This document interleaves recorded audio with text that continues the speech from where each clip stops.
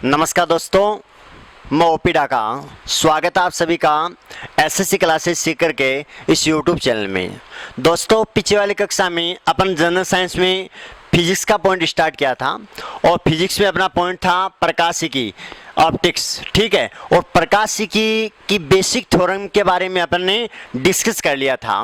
Basic theorem में अपन ने पिछले वाली कक्षा में यहाँ तक पढ़ा था कि भाई वायु में प्रकाश का वेग कितना होता है और वायु में ध्वनि का वेग कितना होता है, इसका एग्जाम्पल क्या बनता है, ठीक है ना। यहाँ तक अपन ने डिस्कस किया था। अब मैं चर्चा करने वाला हूँ कि माध्यम की अगर बात करते हैं तो माध्यम में प्रकाश का वेग कितना होता है। किसी माध्यम में प्रकाश का वेग आपको ज्ञात करना होता है तो दोस्तों आप ज्ञात कैसे करते हैं, ठीक है।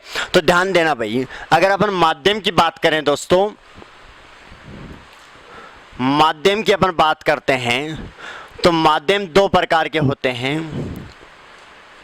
एक तो सघन माध्यम होता है दोस्तों और दूसरा आपका विरल माध्यम होता है। एकदम बेसिक बात है, बस नॉर्मली आप देख लेना।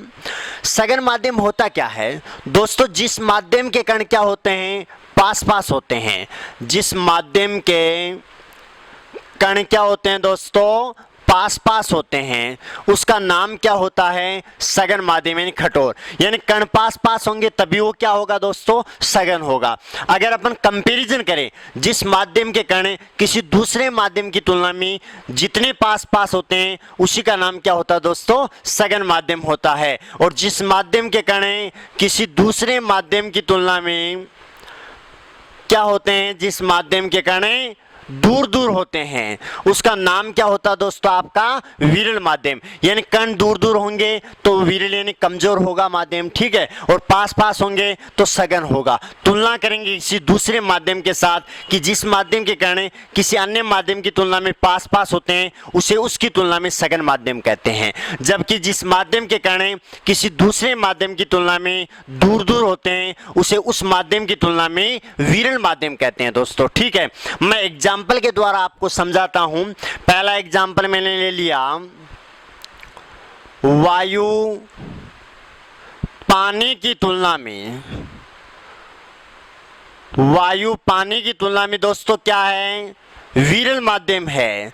तो ध्यान रखना, अगर अपन वायु की किसके साथ तुलना करें, पानी के साथ, तो वायु पानी की तुलना में दोस्तों क्या है, आपका विरल माध्यम है। ध्यान रखना, अगर आप तुलना करते हैं पानी की बर्फ के साथ तो पानी बर्फ की तुलना में, पानी बर्फ की तुलना में दोस्तों क्या आएगा आपका, पानी बर्फ की तुलना में क्या है दोस्तों, विरल माध्यम है। क्या है, विरल माध्यम है। और यहां एक पॉइंट आपको नोट करना है, यदि आपसे ये पूछा जाए कि पानी वायु की तुलना में, पानी वायु की तुलना में दोस्तों क्या है कि सघन माध्यम है, तो बोलो पानी यहां पर विरल भी आ रहा है और पानी यहां पर सघन भी आ रहा है। क्योंकि पानी की तुलना यदि आप बर्फ के साथ करेंगे तो पानी बर्फ की तुलना में दोस्तों क्या हो जाएगा, विरल हो जाएगा। जबकि पानी की तुलना वायु के साथ करेंगे तो पानी वायु की तुलना में दोस्तों क्या हो जाएगा, सघन हो जाएगा।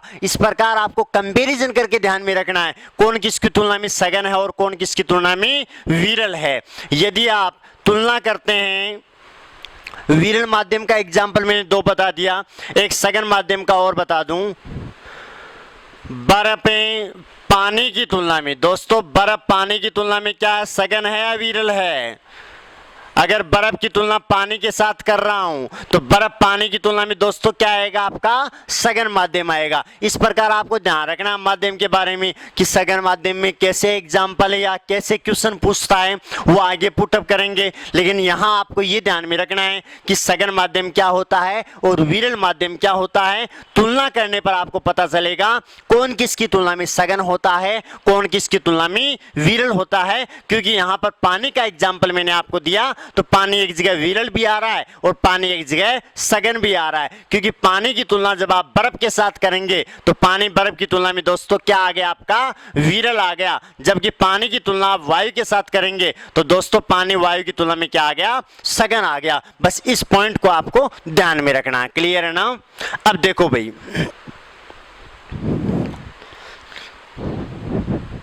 अब अपन ये कह सकते हैं कि माध्यम जितना सघन होता है, यानी इंपॉर्टेंट पॉइंट है, माध्यम जितना सघन होता है, माध्यम जितना सघन होता है उसका अपवर्तनांक का मान उतना ही अधिक होता है, उतना ही अधिक होता है। माध्यम जितना सघन होता है उसका अपवर्तनांक का मान उतना ही अधिक होता है, अर्थात जिसका अपवर्तनांक ज्यादा होता है वो माध्यम क्या होता है दोस्तों, आपका सघन होता है। क्लियर है ना।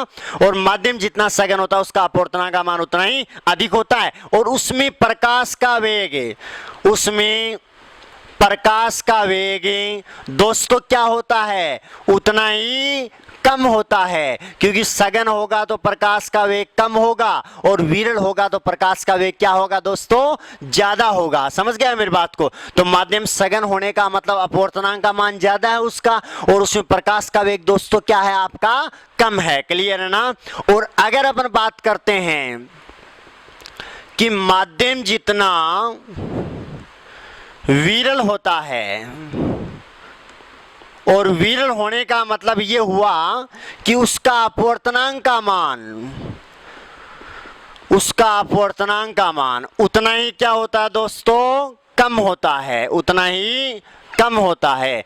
लेकिन जहां विरल माध्यम की बात करते हैं तो उसमें प्रकाश का वेग उतना ही ज्यादा होता है। उसमें प्रकाश का वेग क्या होता है, प्रकाश का वेग उतना ही अधिक होता है। जितना वो विरल होगा, जितना ज्यादा विरल होगा उतना ही प्रकाश का वेग ज्यादा होगा। क्लियर है ना। और जितना ज्यादा सघन होगा उतना ही प्रकाश का वेग दोस्तों क्या होगा, आपका कम होगा। बस ये बात आपको ध्यान में रखनी है। अब आपके दिमाग में क्वेश्चन उठता है कि ये अपवर्तनांक क्या होता है। अभी मैं आपको बताऊंगा, अपवर्तनांक के बारे में बताऊंगा, लेकिन इससे पहले मैं दो तीन बातें आपको बता देता हूं। अगर आप अवस्था की बात करते हैं कि भाई ठोस, द्रव, गैस, इनकी बात करते हैं तो किस में प्रकाश का वेग ज्यादा होता है, किस में प्रकाश का वेग कम होता है। यानी प्रकाश का वेग, प्रकाश का वेग सबसे अधिक, पीछे वाली कक्षा में अपन ने डिस्कस किया था कि प्रकाश का वेग सबसे अधिक निर्वात में होता है, उसके बाद वायु में बताया था, और क्रम अभी आपको मैं बताने जा रहा हूं। लेकिन जहां आपको ऑप्शन मिलते हैं ठोस, द्रव, गैस, ये अवस्था मिलती है पदार्थ की, तो वहां ध्यान रखना प्रकाश का वेग सबसे अधिक गैस अवस्था में होता है। दोस्तों किस में होता है, गैस अवस्था में होता है। जबकि प्रकाश का वेग सबसे कम किस में होता है दोस्तों, ठोस अवस्था में होता है। याद रखना प्रकाश का वेग सबसे अधिक, अगर अवस्था की बात करें ऑप्शन में ठोस, द्रव, गैस ये मिलता है तो सर्वाधिक किस में होता है, गैस में होता है। और प्रकाश का वेग सबसे कम किस में होता है दोस्तों, ठोस में होता है। लेकिन जहां अवस्था ऑप्शन में नहीं मिलता है, आपको मिलता है निम्न में से प्रकाश का वेग सबसे अधिक होता है, पहला निर्वात, दूसरा वायु, तीसरा पानी, चौथा कांच, तब दोस्तों आंसर क्या आएगा आपका, निर्वात। और निम्न में से प्रकाश का वेग सबसे कम होता है, ध्यान रखना निम्न में से प्रकाश का वेग सबसे कम होता है। ऑप्शन मिल जाए, पहला आपको कांच है, दूसरा मिल जाए आपको बर्फ है, तीसरा मिल जाए आपको पानी, चौथा मिल जाए आपको वायु। तो दोस्तों सबसे कम किस में होता है, इन चारों में सबसे सघन क्या आता है दोस्तों, बर्फ। तो सबसे कम किस में होगा आपका, बर्फ में। और यही चारों ऑप्शन दे और क्वेश्चन की लैंग्वेज चेंज कर दे कि प्रकाश का वेग सबसे ज्यादा किस में होता है, तब दोस्तों इन चारों में से आंसर क्या आएगा, वायु। अगर निर्वात आता तो वो पहली वरीयता उसको दी जाती। क्लियर है ना। तो अकॉर्डिंग टू ऑप्शन आपको कैसे क्वेश्चन सही करना है वो ध्यान दे लेना, ठीक है। पदार्थ की अवस्था मिलती है तब आपको कैसे करना है कि प्रकाश का वेग सबसे अधिक किस अवस्था में होता है, गैस अवस्था में होता है। प्रकाश का वेग सबसे कम किस अवस्था में होता है, ठोस में होता है। और वैसे सबसे ज्यादा किस में होता है, निर्वात में होता है, और बाद में वायु। लेकिन अकॉर्डिंग टू ऑप्शन आपको देखना है कि ऑप्शन में क्या क्या दे रखा है, पदार्थ की अवस्था दी है या इसकी तरह ऑप्शन दिया गया है। क्लियर है ना। अब देखो भाई, अब रही बातें अपवर्तनांक की कि अपवर्तनांक क्या होता है।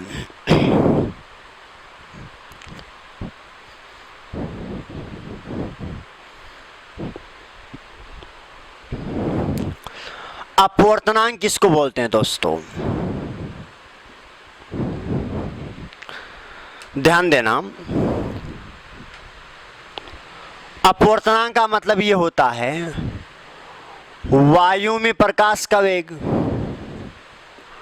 वायु में प्रकाश का वेग और किसी माध्यम में प्रकाश का वेग, वायु में प्रकाश का वेग और किसी माध्यम में प्रकाश का वेग, इनका अनुपात दोस्तों क्या कहलाता है? आपका अपवर्तनांक कहलाता है। ध्यान में रखना, वायु में प्रकाश का वेग और माध्यम में प्रकाश के वेग, इनका अनुपात उस माध्यम का क्या कहलाता है दोस्तों? अपवर्तनांक कहलाता है, जिसको म्यू से रिप्रेजेंट करते हैं। ठीक है ना, किससे लिखते हैं? म्यू से। तो ध्यान रखना, वायु में प्रकाश का वेग और बट्टे में माध्यम में प्रकाश का वेग, उस माध्यम का क्या आ जाएगा दोस्तों? अपवर्तनांक आ जाएगा। क्लियर है ना? अब जैसे एक बार एसएससी में क्वेश्चन पूछा गया था, आपको अपवर्तनांक का मान दे दिया, फिर ये पूछा गया था कि किस में प्रकाश का वेग ज्यादा होता है, किस में कम होता है। तो आप क्वेश्चन को हल कैसे करेंगे? अभी मैंने थोड़ी देर पहले बताया कि सघन माध्यम होता है तो उसका अपवर्तनांक का मान ज्यादा होता है, और अपवर्तनांक ज्यादा होगा तो प्रकाश का वेग क्या होगा दोस्तों? कम होगा। ध्यान रखना, और अपवर्तनांक कम होता है तो प्रकाश का वेग क्या होगा? ज्यादा होगा। सीधा आंसर आ जाएगा। ठीक है ना? लेकिन अपवर्तनांक के मान आपको ध्यान में रखने हैं। जैसे आपको दे दिया पानी, पानी का अपवर्तनांक का मान कितना होता है दोस्तों? 1.33। ठीक है, उसके बाद कांच का अपवर्तनांक का मान कितना होता है दोस्तों? 1.50। बर्फ का अपवर्तनांक का मान कितना होता है? 1.52। हीरा का अपवर्तनांक का मान कितना होता है? 2.42। सबसे अधिक हीरा का होता है, इसलिए हीरा सबसे कठोर होता है। इस प्रकार अपवर्तनांक ध्यान में रखने। कई बार क्वेश्चन पूछता तो आपको ऑप्शन क्वेश्चन में अपवर्तनांक देता है, फिर प्रकाश का वेग पूछता आपसे। ठीक है ना? तो ध्यान में रखना भाई, पानी का अपवर्तनांक कितना होता है? 1.33। कांच का 1.50। बर्फ का 1.52। हीरे का 2.42। अपवर्तनांक ज्यादा, प्रकाश का वेग कम। अपवर्तनांक कम, प्रकाश का वेग ज्यादा। याद रखना भाई, अपवर्तनांक और प्रकाश का वेग, यानी अपवर्तनांक अधिक होगा तो प्रकाश का वेग क्या होगा दोस्तों? कम होगा। अपवर्तनांक कम होगा तो प्रकाश का वेग क्या होगा दोस्तों? अधिक होगा। बस ये याद रख लेना, क्वेश्चन कभी गलत नहीं होगा।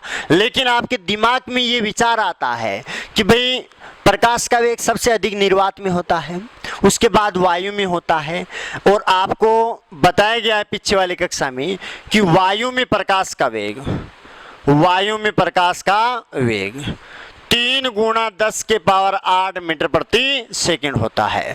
3 × 10⁸ मीटर प्रति सेकंड होता है। लेकिन यदि आपको पूछा जाए कांच में प्रकाश का वेग कितना होता है, कांच का अपवर्तनांक आपको क्वेश्चन में दे दे और कई बार अपवर्तनांक ना भी दे, तो अपन क्वेश्चन को हल कैसे करते हैं? ठीक है ना? तो ध्यान देना भाई, वायु में प्रकाश का वेग ये आ गया। अब कांच में प्रकाश का वेग आपको ज्ञात करना है। दोस्तों मैं मिटा रहा हूं इनको, यानी क्वेश्चन आपका ये है, कांच में प्रकाश का वेग कितना होता है?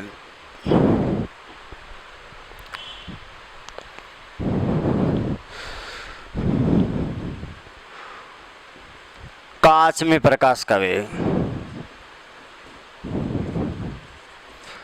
और कैसे ज्ञात करते हैं आप देखो। बोलो, अपवर्तनांक बराबर वायु में प्रकाश का वेग बट्टे माध्यम में प्रकाश का वेग, उस माध्यम का अपवर्तनांक कहलाता है। ध्यान ये देना, आप ये बताओ कांच में प्रकाश का वेग आपको ज्ञात करना है। बताओ दोस्तों, कांच का अपवर्तनांक कितना होता है? 1.50। ठीक है, वायु में प्रकाश का वेग कितना होता है दोस्तों? 3 × 10⁸, और माध्यम में आपको ज्ञात करना है। माध्यम सीवी लिख दिया, ये आपको ज्ञात करना है। क्लियर है ना? अब क्या करेंगे, क्रॉस मल्टीप्लाई कर दो। 1.50 इंटू में सीवी बराबर 3 × 10⁸। ये इधर आकर किस में आ जाएगा? भाग में आ जाएगा। दोस्तों 2 अंकों के पॉइंट है, ऊपर 2 शून्य लग जाएगी, शून्य से शून्य कैंसिल, 5 दूनी 10 और 5 3 15, 3 से 3 कैंसिल। दोस्तों क्या आया, 2 गुणा 10 के पावर 8 मीटर प्रति सेकंड। तो ध्यान रखना कांच में प्रकाश का वेग कितना होता है, 2 गुणा 10 के पावर 8 मीटर प्रति सेकंड, जबकि वायु में प्रकाश का वेग 2 की जगह 3 आ जाएगा, 3 गुणा 10 के पावर 8 मीटर प्रति सेकंड, और कांच में होता है 2 गुणा 10 के पावर 8 मीटर प्रति सेकंड। इस प्रकार आप बर्फ में भी निकाल सकते हैं, बर्फ में प्रकाश का वेग कितना होता है, हीरा में प्रकाश का वेग कितना होता है, जिसका भी आपको और अपवर्तनांक देता है उसमें प्रकाश का वेग पूछता है, तो अपवर्तनांक बराबर वायु में प्रकाश का वेग बट्टे माध्यम में प्रकाश का वेग। बोलो क्लियर है ना बात, ठीक है। ये इतना आप ध्यान में रखना। मैं उम्मीद करता हूं जितना पढ़ाया वो आपके समझ में आया होगा, ठीक है। और जो आज नए बच्चे जुड़े हैं वो प्रकाश की बेसिक थ्योरम मैंने पीछे वाली कक्षा में बताई थी, वो जरूर देख लेना, और वीडियो को शेयर और सब्सक्राइब करना मत भूलना दोस्तों।